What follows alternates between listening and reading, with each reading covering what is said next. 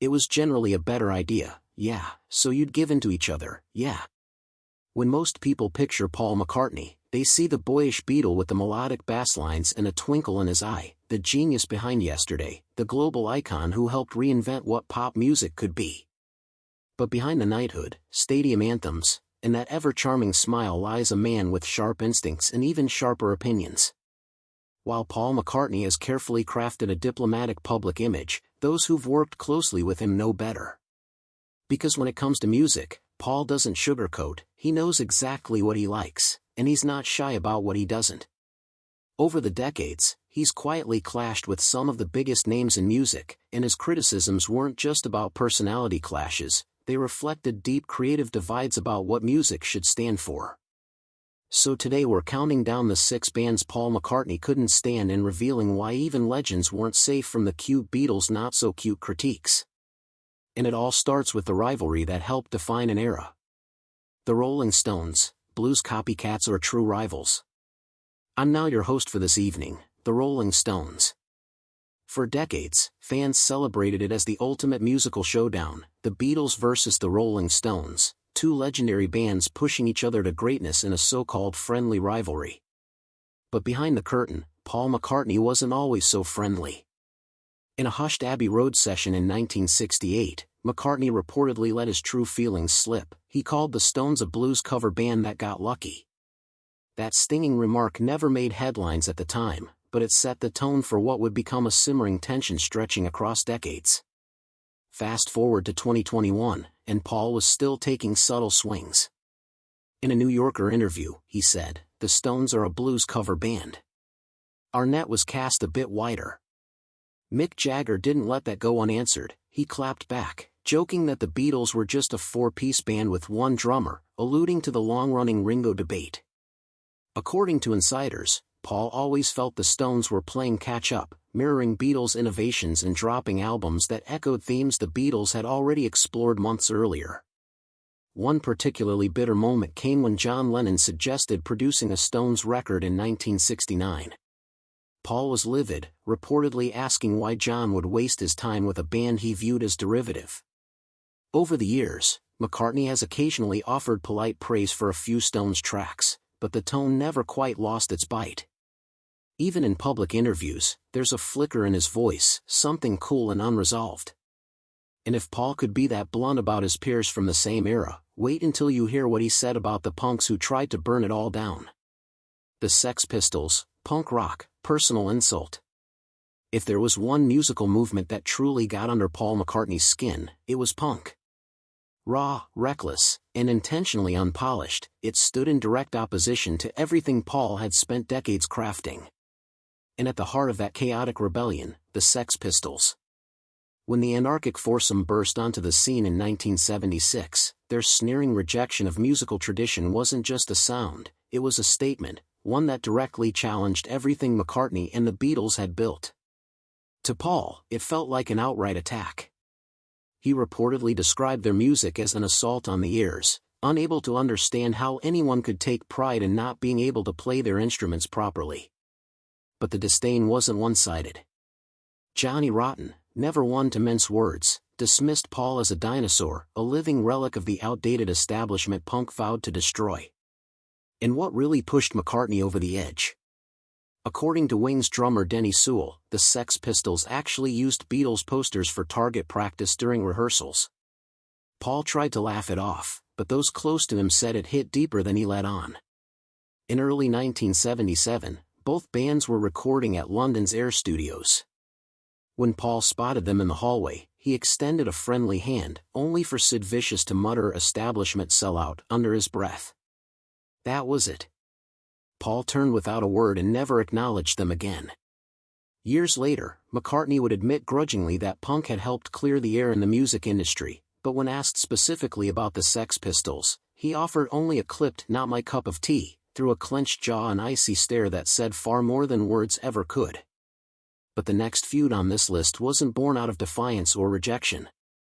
It came from admiration that, for Paul, crossed the line into something far more irritating. Oasis, imitation or insult? I don't believe that, body. Paul McCartney had seen his share of imitators, but none as bold, brash, and unapologetically obsessed as Oasis. In the 1990s, as British rock swaggered back into the spotlight, the Gallagher brothers, Liam and Noel, emerged as self-proclaimed heirs to the Beatles' throne. They didn't just sound like the Fab Four, they dressed like them, acted like them, and even posed like them. Their admiration was no secret. Noel once declared, if it weren't for the Beatles, there would be no Oasis. To the public, it was flattery. To Paul? Not quite. At first, McCartney tried to play nice, calling Oasis a good band with great energy. But behind closed doors, he wasn't impressed. The obsession felt shallow, less a tribute, more a marketing ploy. It wasn't just the imitation, it was the arrogance. Noel Gallagher boldly claimed Oasis was bigger than the Beatles, echoing John Lennon's infamous 1966 quote but without the nuance. To Paul, that wasn't homage, it was hubris. In his eyes, Oasis hadn't earned the comparisons. He called their sound loud and self-important, lacking the depth or soul that defined true artistry. It's not enough to copy the chords, he once told a friend. You've got to live the life. What irked him most was the entitlement. Oasis didn't just admire the Beatles, they acted like they were owed the legacy. Paul resented that. To him, they were chasing ghosts, not creating something real. Still, there was one group whose imitation ran even deeper, and yet somehow, they managed to charm their way into Beatles lore. Because when it came to the Monkees, Paul didn't just feel copied, he felt strangely conflicted. The Monkees, manufactured and mocked. They were pop culture sensations, chart-topping songs, a smash-hit TV show, and legions of screaming fans. But to Paul McCartney, the Monkees were little more than a punchline. He reportedly dismissed them outright as a plastic imitation. And according to Beatles assistant Alistair Taylor, Paul would change the radio station the moment one of their songs came on. His issue wasn't just with their sound, it was with their entire existence. While Paul had spent years honing his craft in gritty Hamburg clubs, sleeping in rat-infested rooms, and grinding out night after night of live sets, here were four actors pretending to be musicians, handed fame on a silver platter. What truly pushed him over the edge was when the Monkees started copying the Beatles' psychedelic style after the release of Sgt. Pepper's Lonely Hearts Club Band.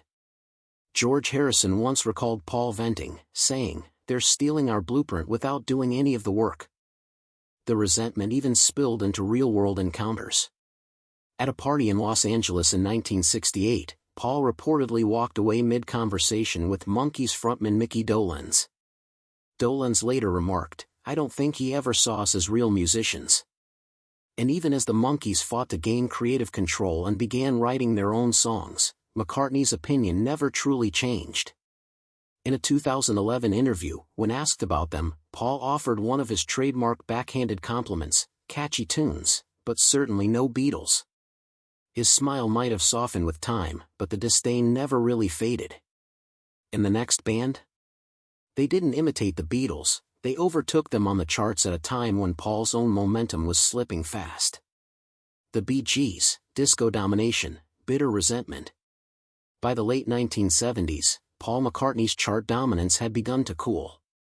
The world of rock was shifting, and disco was taking over. Leading the charge?